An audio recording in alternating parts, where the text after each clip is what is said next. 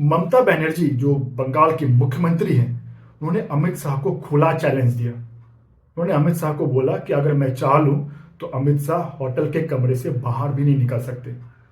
वो ममता बनर्जी को हल्के में ना लें। अब सोचिए इस हम किस लोकतंत्र में हम आ गए हैं और किस लोकतंत्र की बात कर रहे हैं जहां पे एक स्टेट की मुख्यमंत्री देश के गृह मंत्री को एक चैलेंज दे रही है कि अगर वो चाह ले तो होटल के कमरे से बाहर भी नहीं निकलने देंगे।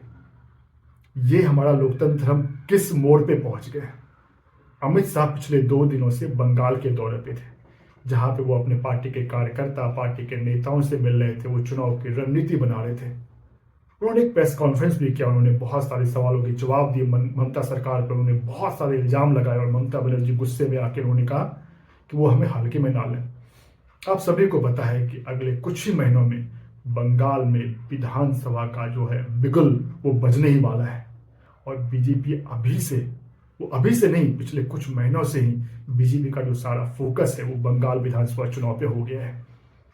बीजेपी जो भारतीय जनता पार्टी की ना, जो कहते हैं ना, वो जो दो दुखती नस है बीजेपी की, जो सबसे बड़ी जो अभी है ना, वो 2 दिक्कतें वो है कि वो बंगाल और केरल में कभी अपनी सरकार नहीं बना पाई और बीजेपी के नेता, यहाँ तक कि प्रधानमंत्री मिस्टर मोदी और अमित शाह, ये दोनों ये कोशिश में लगे हुए हैं कि कैसे हम बंगाल और केरल में अपनी सरकार बनाएं। पिछले विधानसभा चुनाव की अगर बात करें, बंगाल में बीजेपी ने जी तोड़ मेहनत की।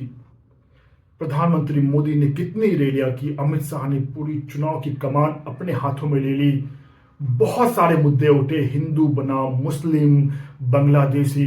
बीजेपी ने बहुत ही जोर शोरों से चुनाव लड़ा और ऐसा लग रहा था कि बीजेपी वहां सरकार बना लेगी, लेकिन जब चुनाव परिणाम आया तो बीजेपी को मात्र 77 सीट मिले और ममता बनर्जी ने भारी बहुमत से वहां पर सरकार बनाई।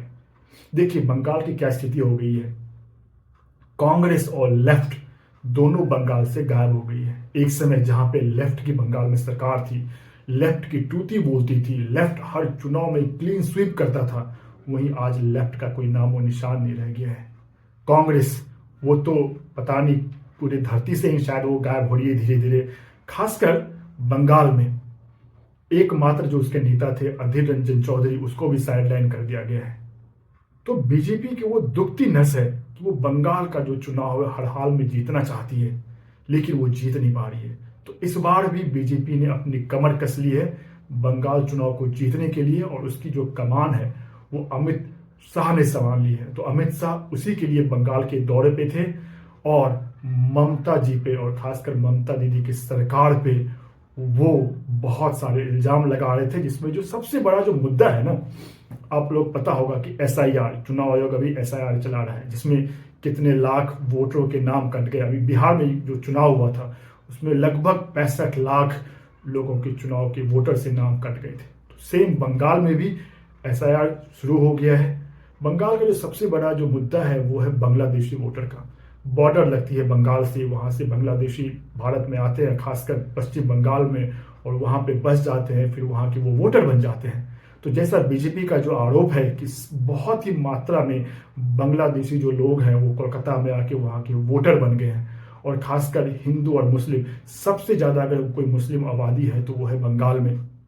और आप सबको पता है कि ऐसा मानना है कि जो मुस्लिम है वो बीजेपी को वोट नहीं करते हैं। तो देखिए इस बार के बंगाल के चुनाव में क्या होता है, जहां बीजेपी ने अपनी पूरी कमर कस ली है। वही ममता दीदी जो पिछले 2 बार से लगातार बंगाल का चुनाव जीतते हुए आ रही है, क्या इस बार भी वो बंगाल को फतह करेगी या बीजेपी बंगाल में पहली बार अपनी सरकार बनाएगी।